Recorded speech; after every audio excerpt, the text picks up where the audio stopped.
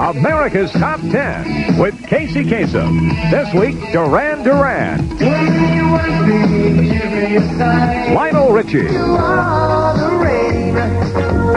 Our exclusive interview with Michael Jackson. And our America's Top 10 Trivia Contest. Plus, exclusive reviews of the Top 10 on Billboard's Pop, Soul, Country, and Album charts for the week ending March 13th, 1983. Now, here's Casey Kasem. Thank you, and hello again, everybody. Welcome to America's Top 10. Let's get right to the action on the Billboard Pop Singles Chart and run down the 10 most popular songs this week. Debuting at number 10 with their fourth top 10 hit, this is the band from San Francisco, Journey, with Separate Ways. Falling 3 notches to number 9 is the duo of Patty Austin and James Ingram with their recent number 1 hit, Baby Come to Me. Holding at number 8 for a second week is yet another duo. This time it's Kenny Rogers and Sheena Easton with their remake of We've Got Tonight. Coming in at number 7, we've got the second top 10 solo hit for superstar Lionel Richie. He's in with You Are. Leaping a fast 3 notches to number 6 is the English band The Pretenders with Back on the Chain Gang. There are 6 groups in our survey this week. The one at number 5 is the English band Duran Duran with Hungry Like the Wolf. At number 4 for a second week is the band from London, led by a fella named Boy George, Culture Club, and Do You Really Want to Hurt Me? At number 3 this week are Brian Setzer, Lee Rocker, and Slim Jim Phantom, the Stray Cats with Stray Cat Strut. Holding at number 2 is the 6th top 10 hit since 1969 for Bob Seger and the Silver Bullet Band. It's called Shame on the Moon. And at number 1 for a second week is a young man who's shaking up the pop, soul, and the album charts with the monstrous success of his LP Thriller. The latest single from the album is the biggest hit in America this week, Billie Jean by Michael Jackson.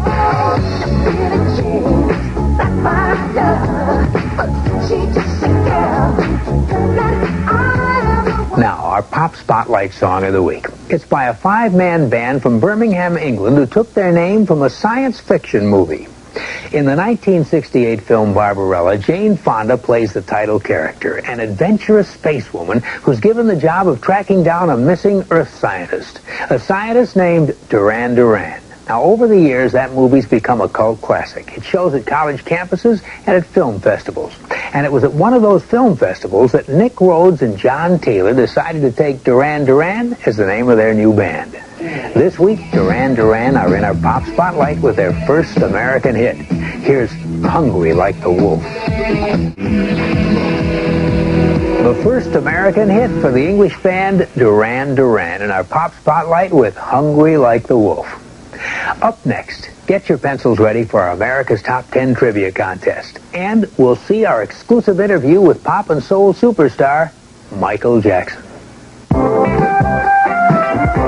Now, it's time for the second question in our America's Top 10 Trivia Contest. And before we get to the question, let me review exactly how the contest works.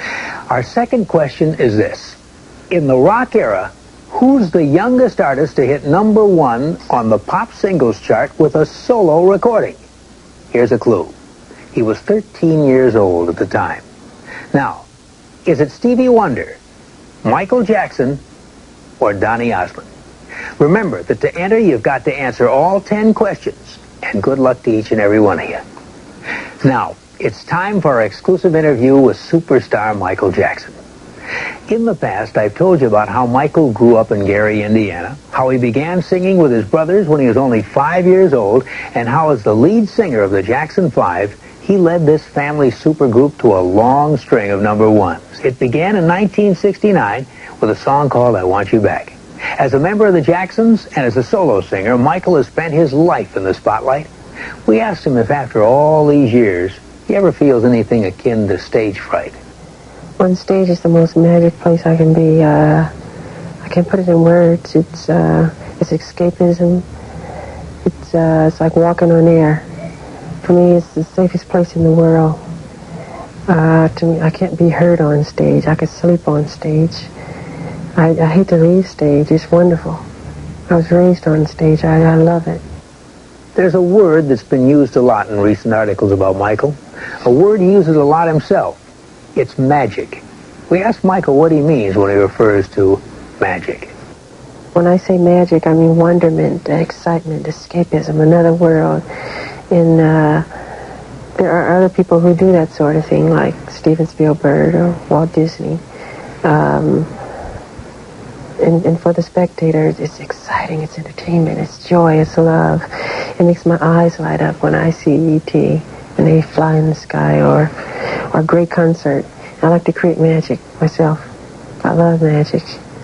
We also asked him whether after nearly 20 years as a performer, Michael ever wishes he could be something else. No, I love what I do. I didn't ask to be a singer. I'm honored to be chosen. I didn't ask to write songs, and I'm happy to be chosen to do it. To me, it's like when the painter takes the paint, and the brush, and he goes towards the canvas, and he creates magic. And that's a gift, and I'm thankful to be able to do what I do and have people to love it. I mean, our number one record, it's a great joy. She was more like Billie Queen.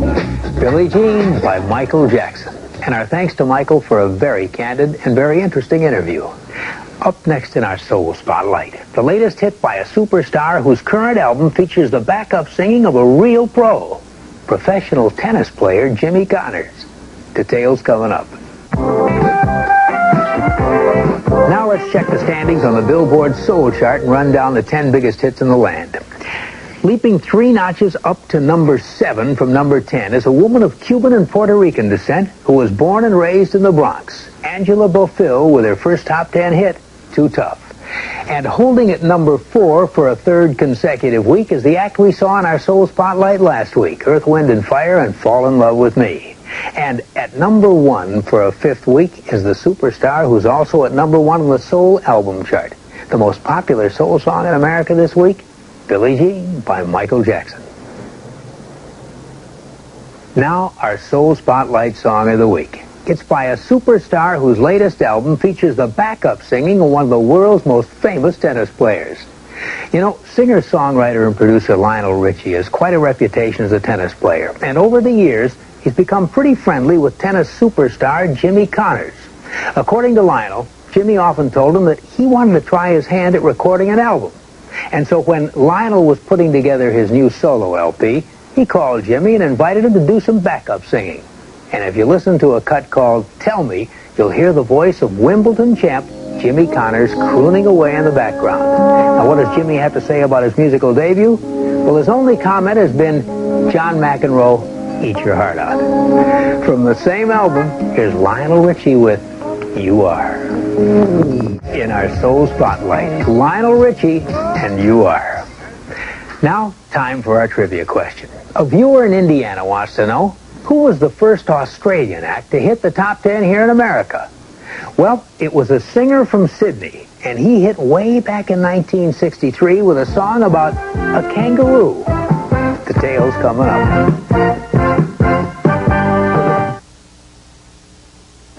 Now, let's answer our trivia question.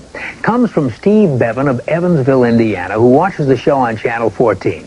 Steve wants to know, who was the first Australian act to hit the top 10 here in America?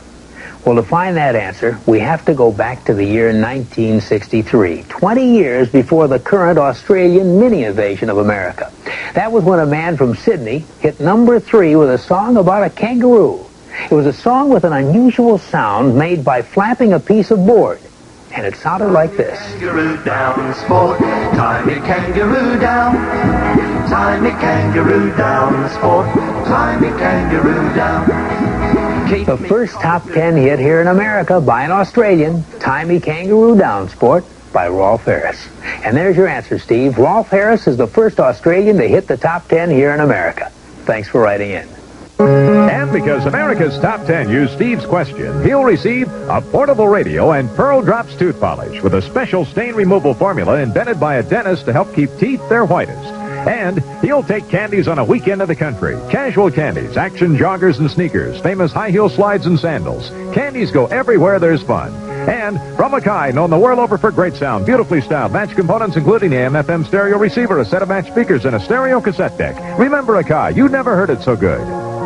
Well, that wraps up our show for this week. Now join us again next week. We'll see exciting performances by the Pretenders and Journey and much, much more. Till then, keep your feet in the ground and keep reaching for the stars.